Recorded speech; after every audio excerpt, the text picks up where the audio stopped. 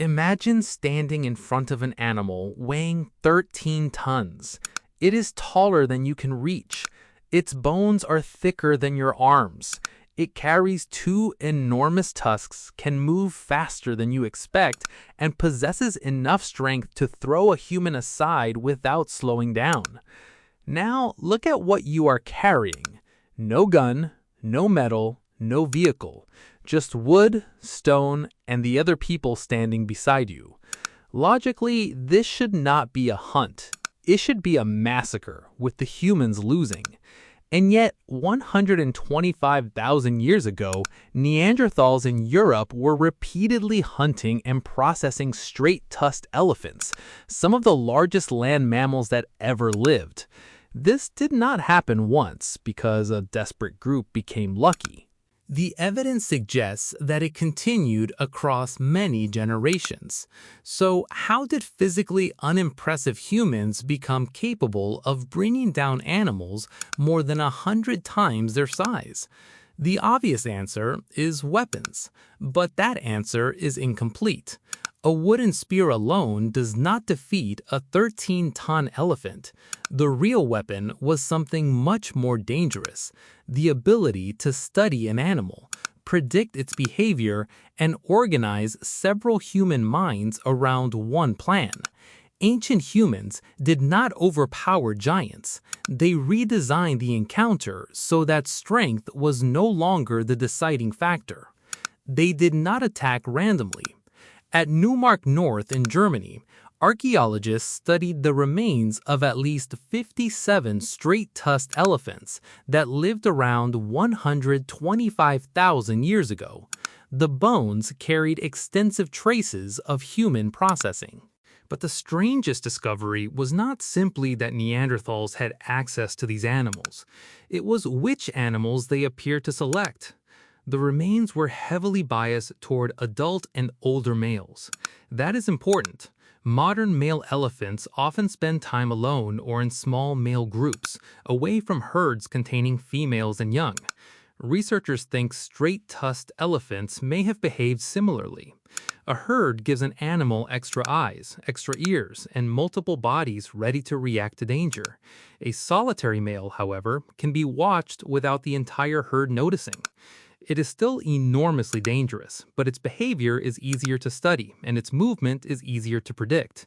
And because adult males were the largest individuals, one successful encounter could provide an almost unimaginable amount of food. A 10-ton elephant could contain enough usable meat and fat to provide thousands of daily portions. That completely changes the meaning of the hunt.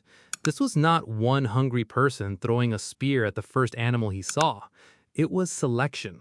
Ancient hunters were identifying the animal that offered the largest reward while presenting the most manageable situation. Before the first weapon moved, the hunt may already have lasted for hours or even days. Someone had to observe where the animal traveled. Someone had to understand when it separated from others. Someone had to notice how it reacted to humans, noise, and unfamiliar movement. Their first weapon was not the spear. It was information. The spear was more advanced than it looked. Wooden weapons are among the most important technologies in human history. But wood normally decays, so the archaeological record preserves only a tiny fraction of what once existed.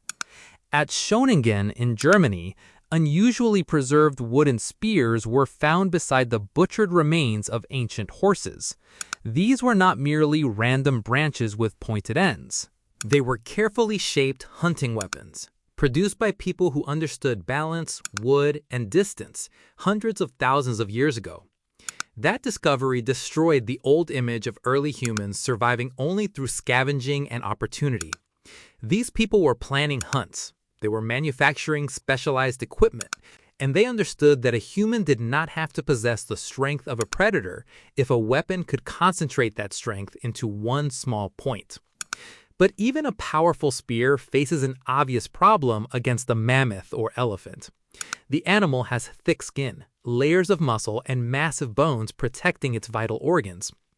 A human throwing from a safe distance sacrifices force. A human approaching closely gains force, but risks being crushed. That creates a deadly contradiction. The weapon is most effective at the distance where the hunter is most vulnerable. In 2024, researchers tested one possible solution involving Clovis weapons. The famous fluted stone points found at several North American mammoth sites. Instead of assuming that every large weapon was thrown, they investigated whether some may have been used as braced pikes. Under this hypothesis, the hunter would not provide all the force. The enormous animal's own forward momentum would supply much of it. This idea has not been proven as the universal Clovis hunting method. The experiments were preliminary, and archaeology rarely preserves the precise moment of a hunt. But the possibility reveals how ancient human intelligence worked. A mammoth's size was not only a source of danger. Under the right circumstances, its mass could become part of the weapon acting against it. Humans were beginning to turn an animal's greatest advantage into a vulnerability. They turned landscapes into weapons. Not every giant had to be confronted in open ground. The safest encounter was one in which the environment had already restricted the animal's choices. Ancient hunters understood terrain because their lives depended upon it. They remembered where animals crossed rivers, where the ground became difficult, where herds naturally slowed down, and where movement narrowed into predictable paths. One controversial but fascinating example comes from Tultepec, near Mexico City. There, archaeologists uncovered two large depressions containing more than 1,000 bones from at least 14 mammoths. Researchers from Mexico's National Institute of Anthropology and History have interpreted the depressions as artificial traps created approximately 15,000 years ago. The interpretation is still discussed, and the exact sequence of events cannot be reconstructed with certainty. But the site reflects a much larger change in human behavior. People were no longer merely following animals through the landscape. They were attempting to control where the encounter happened. That is the difference between reacting to nature and designing a situation. The mammoth still possessed overwhelming strength, but strength becomes less useful when movement is restricted. Speed becomes less useful when every available direction has already been anticipated. The animal may have entered the encounter believing that it was choosing where to run. The humans had made that choice earlier. Their most important technology was invisible. We often imagine ancient hunting as a group of people charging together, but unorganized numbers can make a dangerous situation even worse. One frightened person moving too early could alert the animal. One person standing on the wrong place could disrupt the group. One misunderstood signal could transform a planned encounter into chaos. Coordinated hunting therefore required something no stone point can preserve: communication. Different people may have watched the animal, followed its path, prepared equipment, protected others, or waited elsewhere. Every person needed some understanding of what the others were expected to do. That requires memory. It requires assigned roles. It requires self-control. And it requires the ability to imagine an event before it happens. A successful hunt existed first as a shared model inside several human minds. That may have been humanity's true evolutionary advantage.